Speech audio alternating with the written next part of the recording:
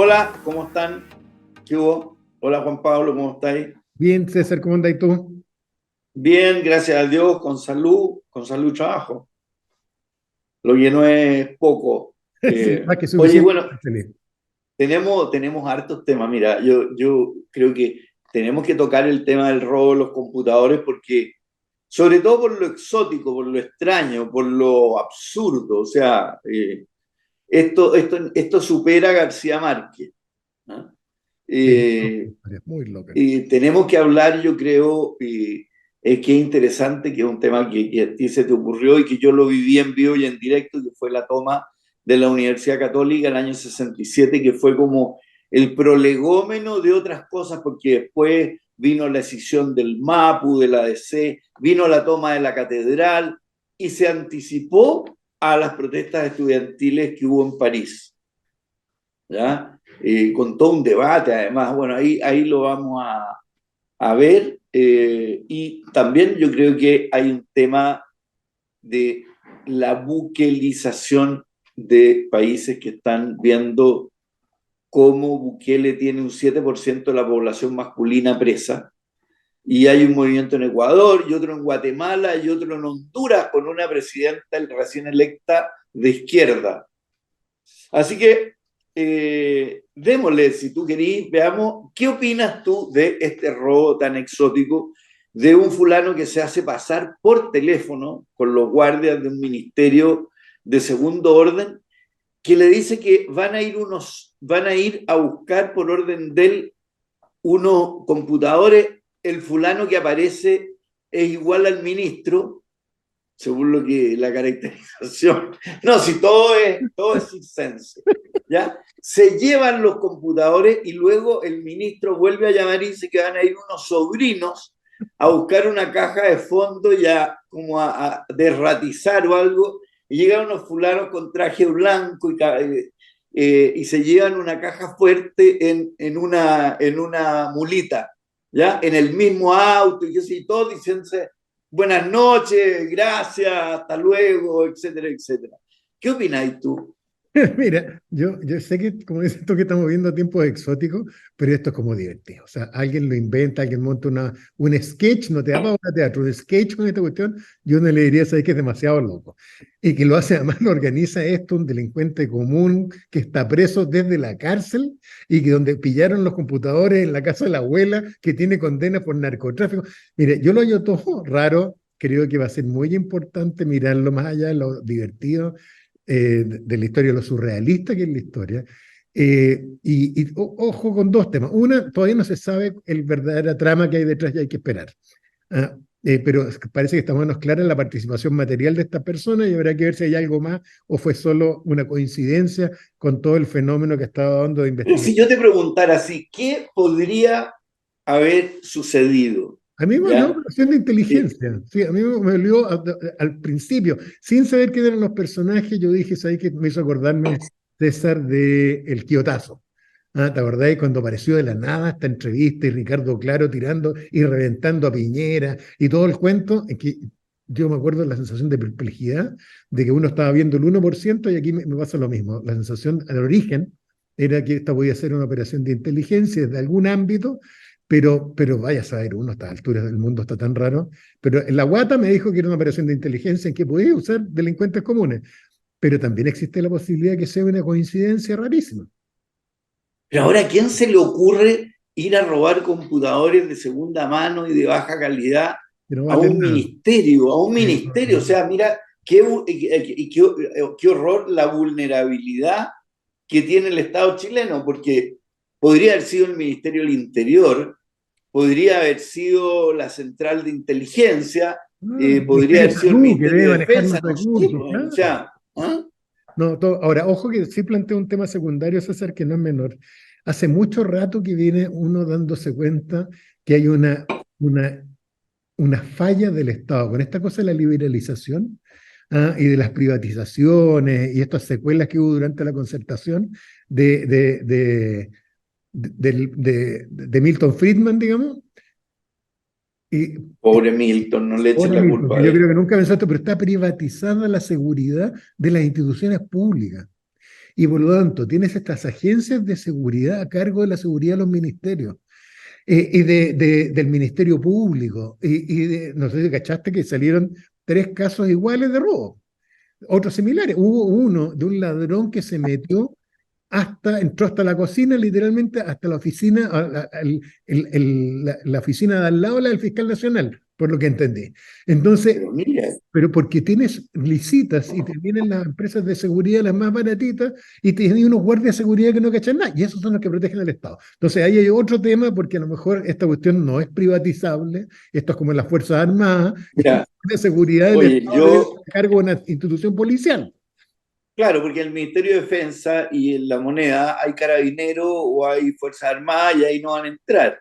Pero Pero no. fíjate que yo vengo en los directorios, yo siempre les planteo, ojo con la privatización de la seguridad. Sí, pues. En la Polar, en la cual tuve algunos años ahí tratando de sacarla del hoyo, fíjate que se robaban aproximadamente el 2% del valor de las mercaderías, o sea, mucho más que la utilidad de la empresa, y los grandes cómplices en el robo eran los guardias tercerizados, porque el guardia tercerizado no tiene la camiseta de la empresa, ni en este Ah, caso el ministerio, tal no cual. tiene formación, ¿ya? Y aquí los pillaron con los pantalones abajo, y sea como sea. Ahora, que alguien de la oposición o de la ultra, de alguna ultra, haya contratado a un fulano preso para que desde la cárcel lo haga, me llamaría mucho la atención. De O acuerdo. sea, No, pero lo pueden haber eso ya, dateado. Yo no ya, creo que lo hayan ¿no? contratado, pero sí,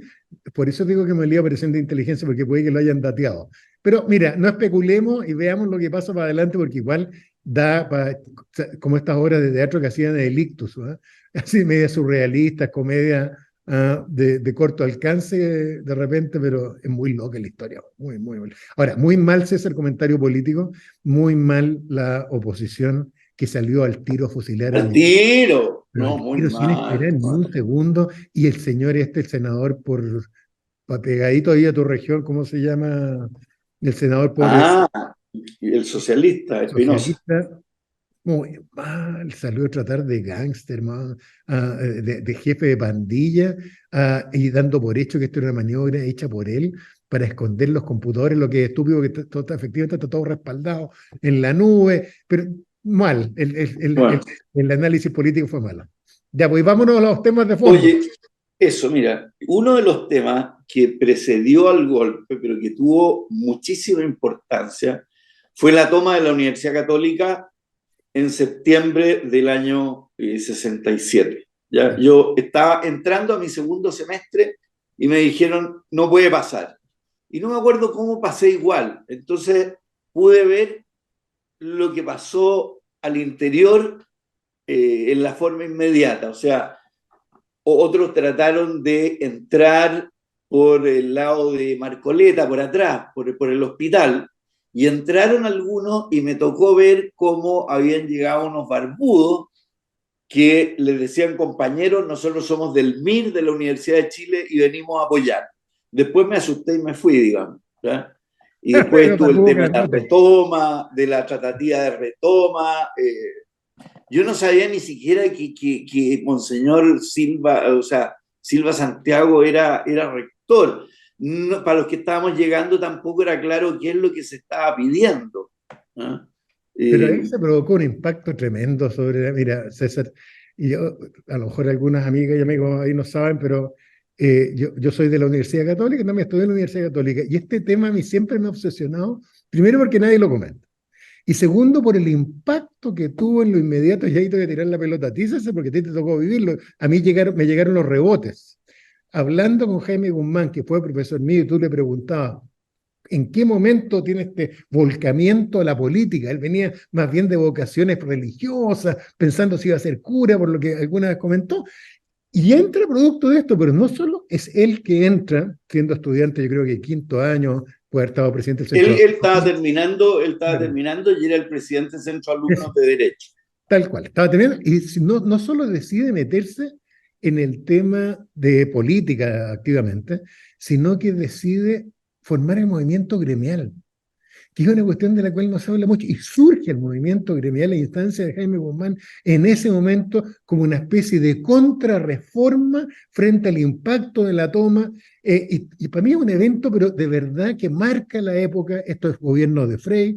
Acuérdate, César, además que se produce este evento raro, a propósito de lo que tú mencionabas, de que cae, entre comillas, el gobierno de la Universidad Católica y nombran de rector por primera vez en la historia de la Católica, el claustro académico nombra a Fernando Castillo, hombre de C, pero de izquierda, anticipando lo que iba Claro, ¿no? Y era el alcalde de La Reina.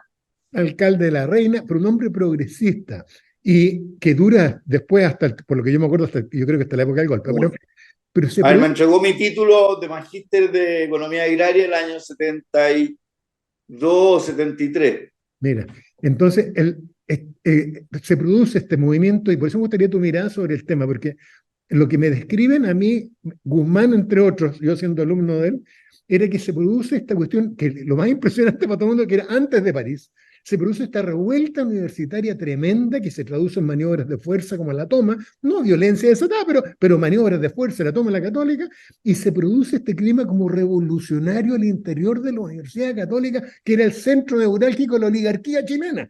Y frente a eso, fíjate cómo, digamos, anticipando los eventos, se produce esta contrarreacción, que es, en mi opinión, una opinión, y esto lo hablamos mucho en clase con el mismo, pero surge este pensamiento originario que es democrático, entre comillas, más bien corporativista. Era corporativista, Muy, tal cual. O porque además sea, los centros de alumnos deben representar los intereses de los tal cual. alumnos. Bueno, pero Y al cuéntame, frente, César, tú bueno, lo vi.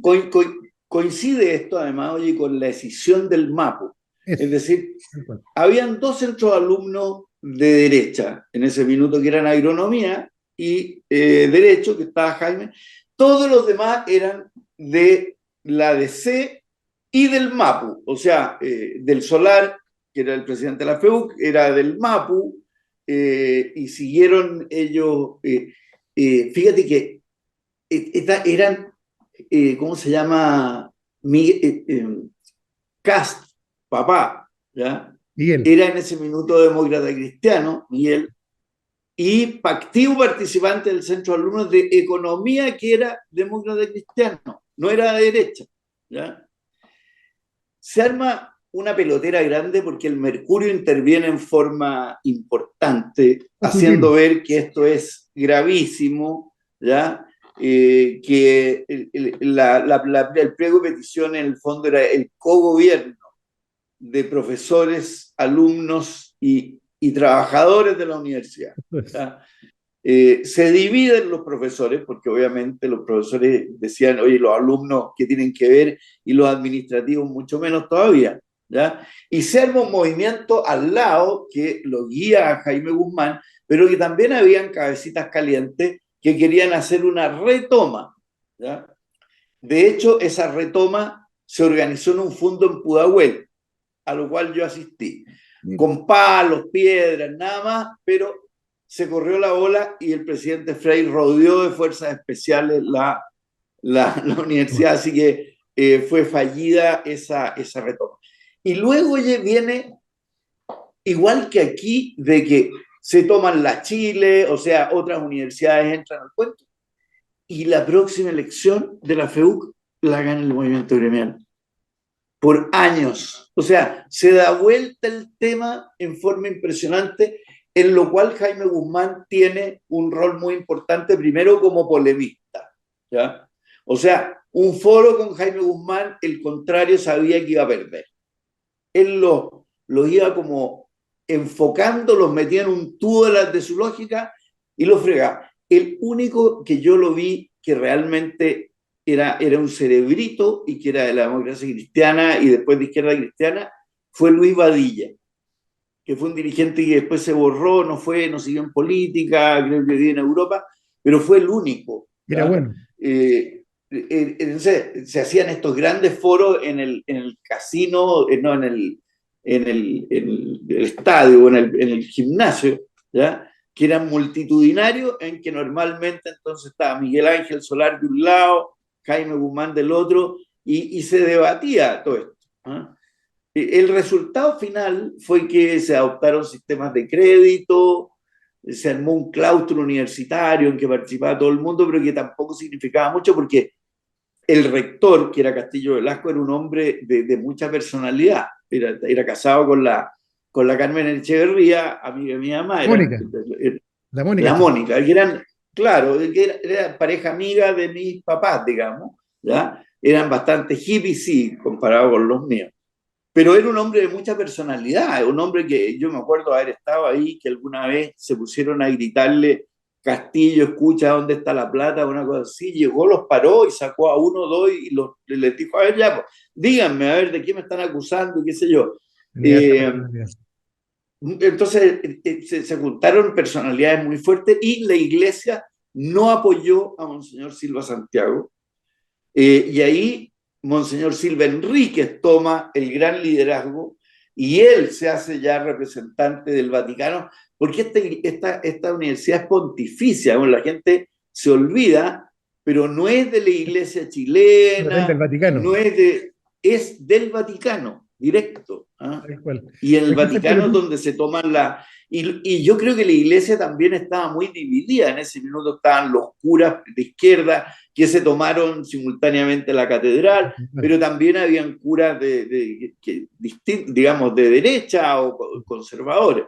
César, pero ¿estás de acuerdo conmigo que ahí es un momento crítico del punto de vista que para entender después toda la crisis institucional, este evento en que hay dos cosas, en mi opinión, que pasan muy limpias. Uno, pasa de la cosa reformista, empiezo a leer una cuestión revolucionaria en el sentido profundo de la izquierda. La toma, esto en la católica misma, no en la de Chile, una cuestión. Y Y por violencia, eso, y con una combo, intensidad. piedra. Claro, y con una intensidad muy fuerte que presagia lo que viene, pero al mismo tiempo surge Guzmán no solo como un activista, por así decirlo, no solo como un tipo carismático, surge con una ideología.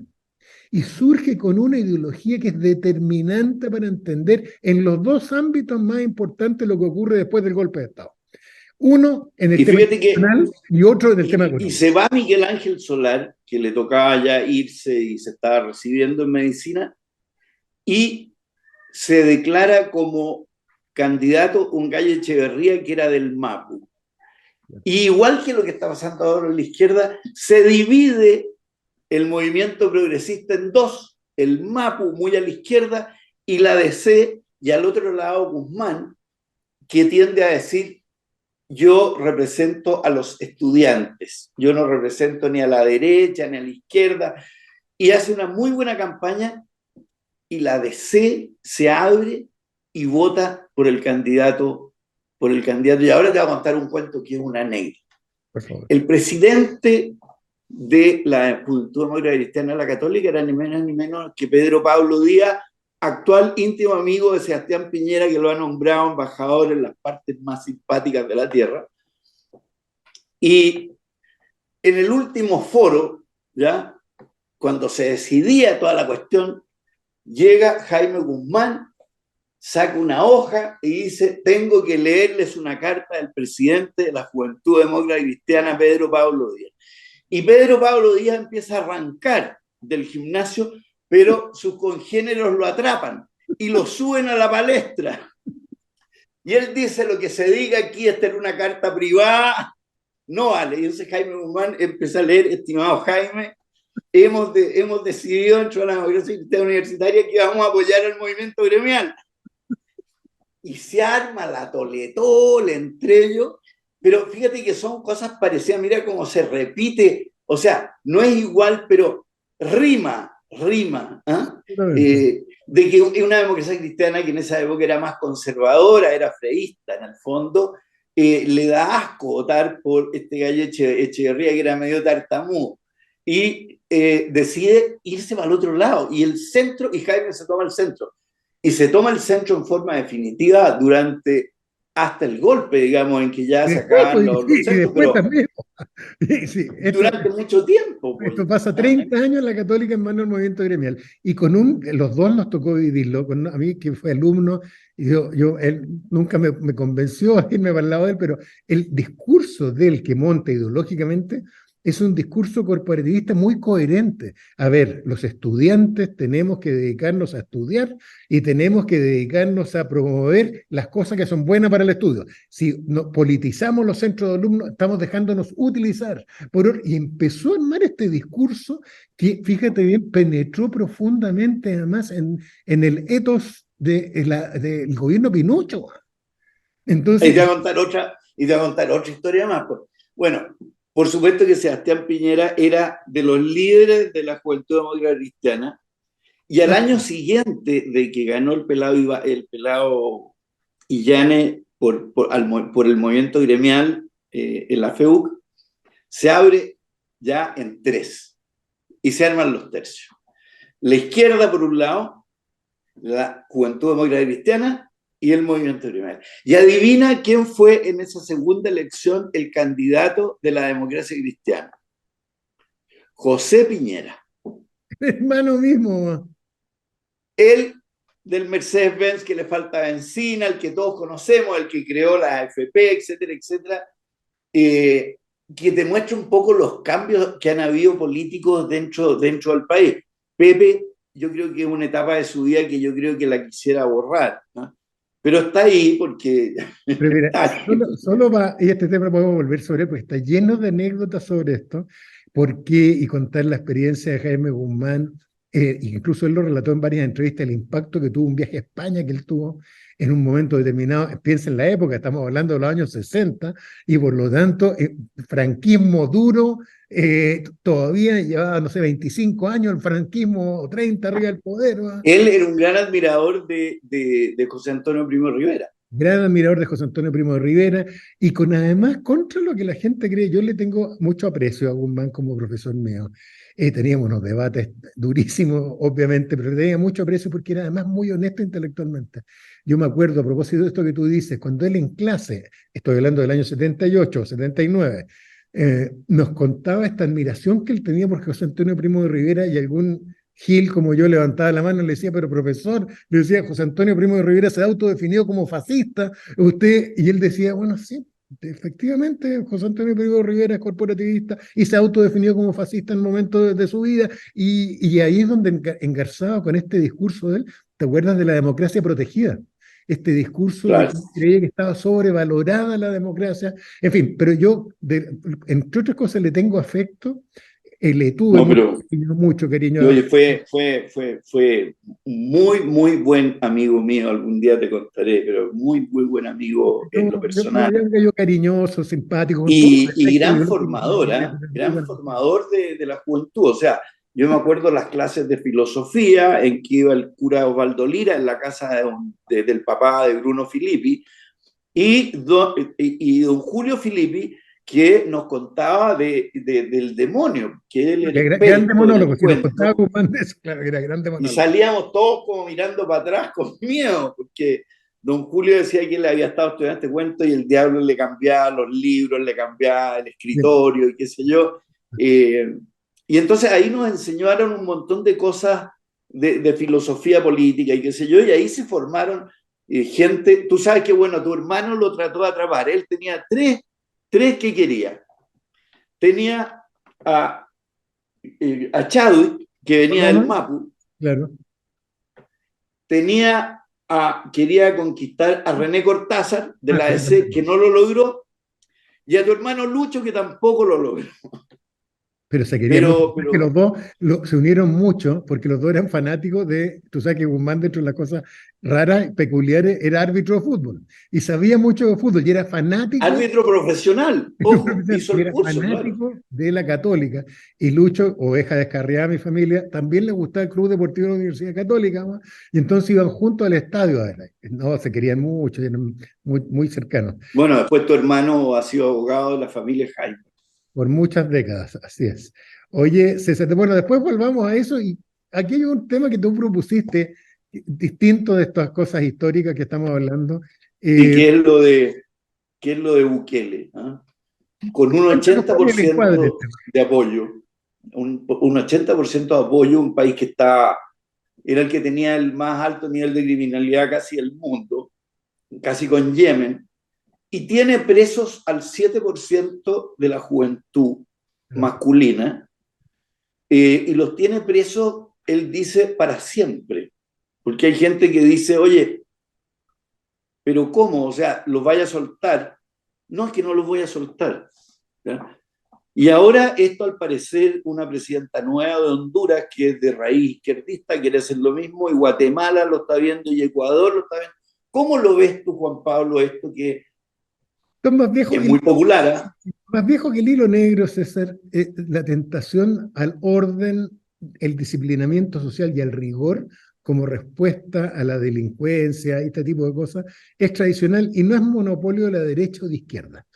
Y que tienen los dos sectores políticos tienen una tradición de en cierto momento irse hacia la cuestión fascistoide, autoritaria.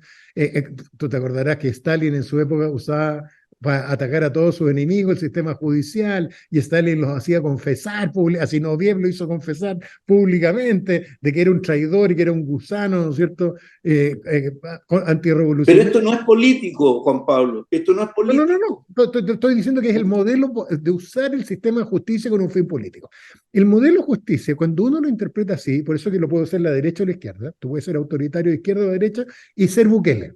Y por eso que no me extraña que esta señora que tú mencionas sea de origen de izquierda y lo tome.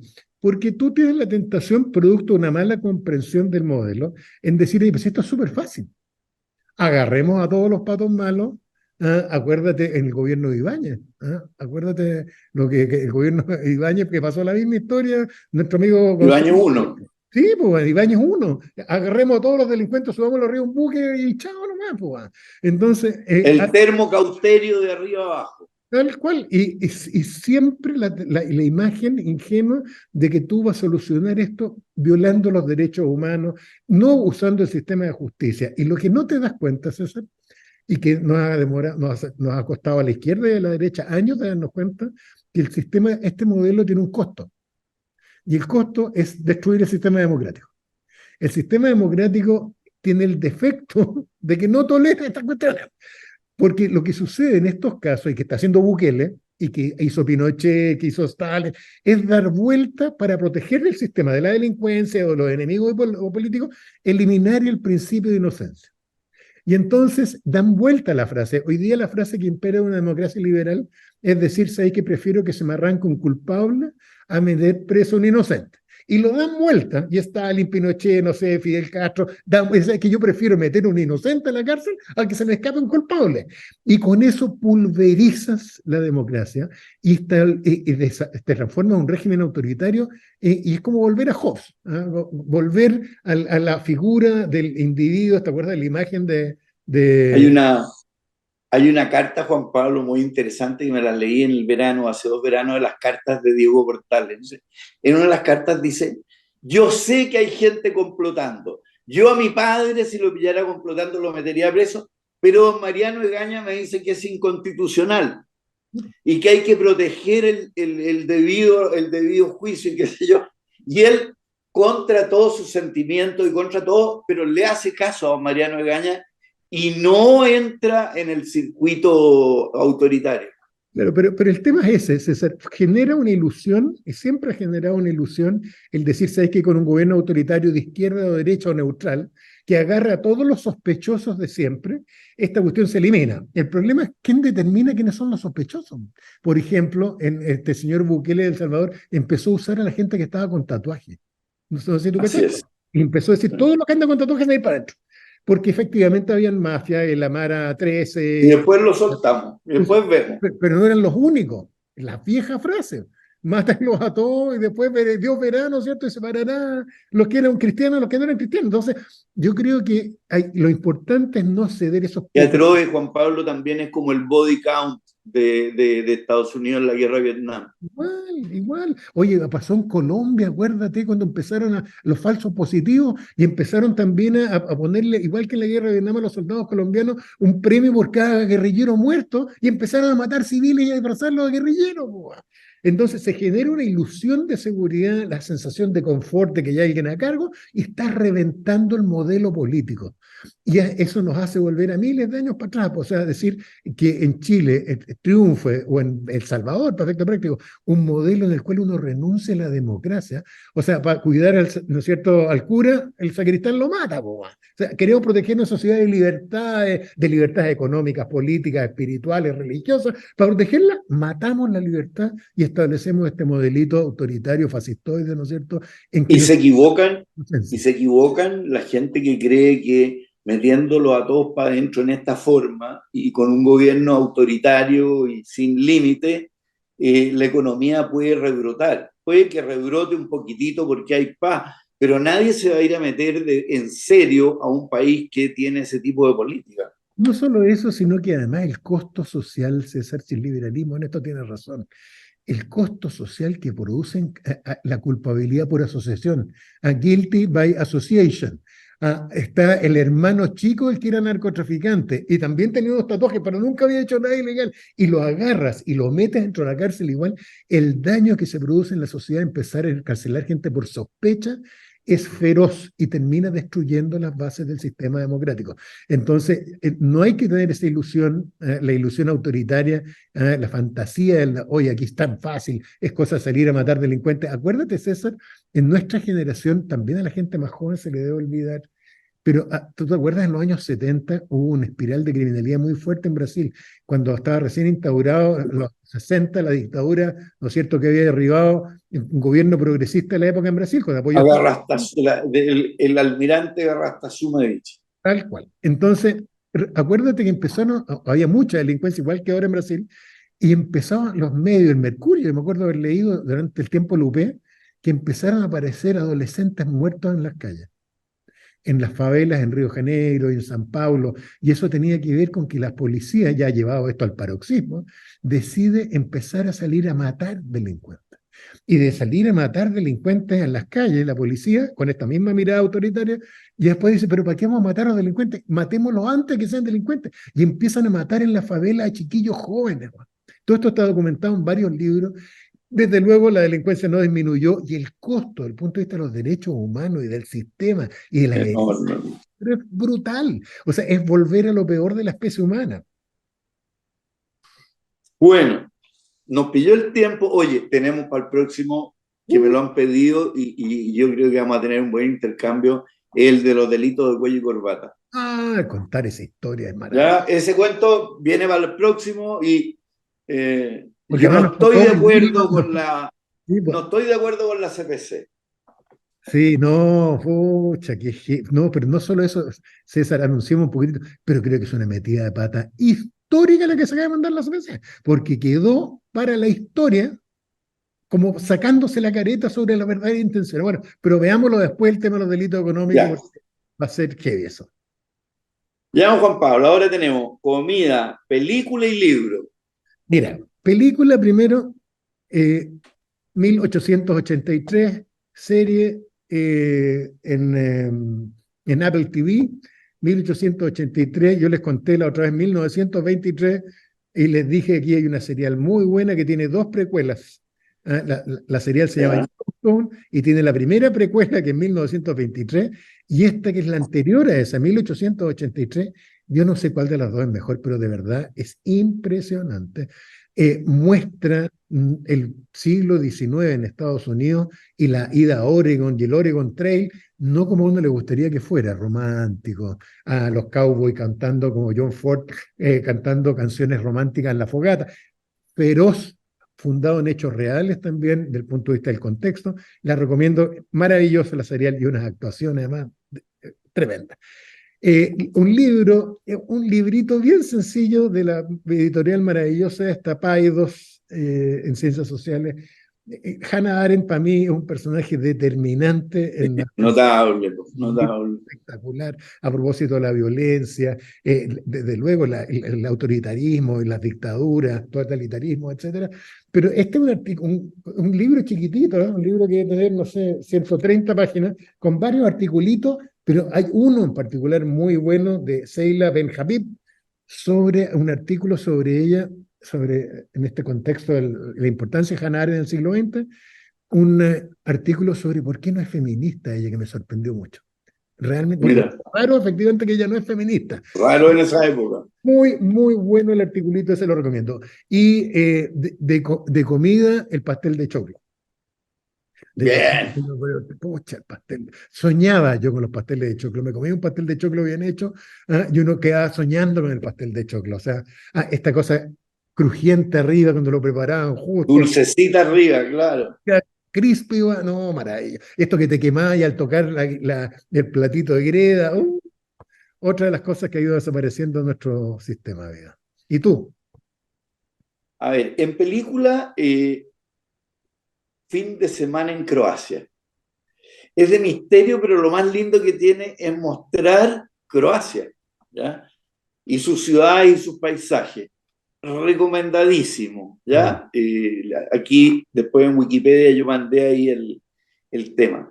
En comida, la cazuela de pava con chuchoca, ¿ya? me he Si olvidado. ahí después Alexander les puede mandar ahí, uno lo puede ver, se puede buscar, pero es un plato pero de espectáculo. Y Maravilloso. el libro, oye, me lo leí en un día y una noche, se llama El Golpe, que lo hizo Ascanio Cavallo con la Margarita Serrano, y yo no sabía que había muerto, que te da el golpe desde su inicio al principio, pero después te lo da minuto a minuto, desde las 00 horas hasta que se acaba el día y te va dando todos los diálogos, todas las idas, vueltas que fueron muy complicadas, las discusiones entre los militares, cómo tomaban presos y soltaban presos, cómo se arrancaron gallos, cómo mataron gente. Y ese día murieron solamente 24 personas, de los cuales muchos fueron carabineros, la mayor parte fueron carabineros y militares, fíjate, ¿ya? Mira, Y contando Allende que fue un suicidio y Olivares que fue otro suicidio. Solamente eso.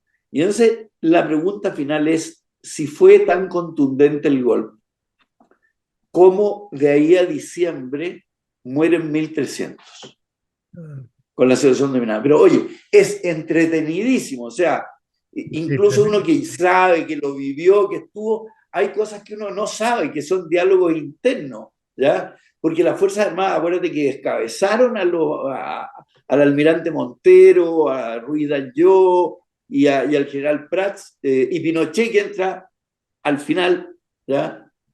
está Mira, calladito. muy entretenido el libro y no es tan largo, pero una Buena dicha leer. recomendación. Muy buena recomendación.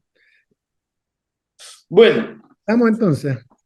estamos y la próxima vez seguimos con, yo creo que hay temas importantes también que precedieron al golpe, que son importantes, como el asesinato de Prats. Uh, No de Prats, perdona, de Schneider. Schneider. Ah, ¿Ya? La BOP, que mataron a Edmundo Pérez, etcétera, etcétera. Tenemos montones de cosas para ir contando.